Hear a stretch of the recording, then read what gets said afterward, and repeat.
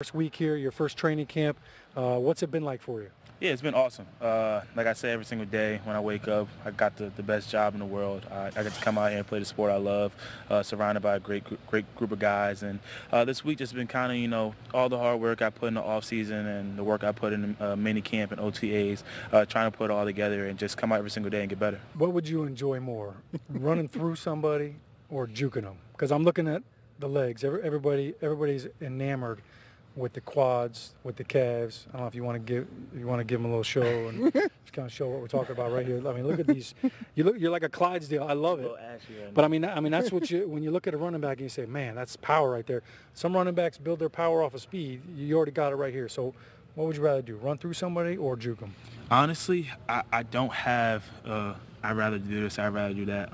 As a running back, my object is to try to get an end zone for my team and try to continue to keep the six moving. And it all depends on the scenario.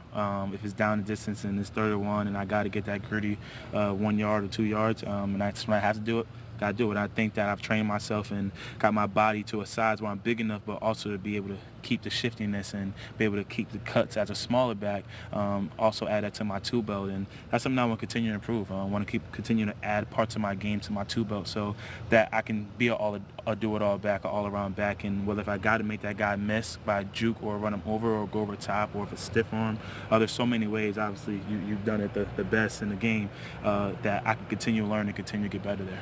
So the new rule now is not dropping your head. That's going to be a point of emphasis in the National Football League. And today I saw you, as you hit the hole a couple of times, you did drop that head. That would have been a flag. So how do you kind of get used to that rule? How do you kind of change your running style? Will you change your running style at all? Yeah, definitely change it in that area because, flags are part of the game and you want to stay away from that. Actually, Odell, after I did that, pulled me aside, was like, keep your head up. That's a flag in this league. And I was like, oh, yeah, you're right. So that's something that I just got to be more conscious, more aware of. And, keep your head up, but also get that forward lean and run behind your shoulder pads. And I think that will come just more repetition and more reps and get better every single day. Saquon, thanks for the time, man. Appreciate it. Can't wait to see you out there in the games. Thank you, guys. Saquon Barkley, Nate Solder, Will Hernandez, Pat Shurmur running the show. A lot of changes there in New York. I want to start with you to get your thoughts on this team. This is an offense that ranked second to last year in scoring. Do they have enough weapons to flip the script and be top 5 in the NFL this year? I believe so. I think they're one of the most sneakiest teams in the NFL right now, and nobody wants to play them. I'm excited for this running back. Before the draft, a month before the draft, I predicted that Saquon was going to be Rookie of the Year. Now that he's a Giant, obviously I'm biased, but I think he's a generational running back. His tangibilities are out of this roof. I see him as a bigger version of Ray Rice and Devontae Freeman. Somebody who's durable, that can do everything and never come off the field, and his work ethic is amazing. So I'm give him time to develop, but he's the type of guy I could see wearing a gold jacket later down the road.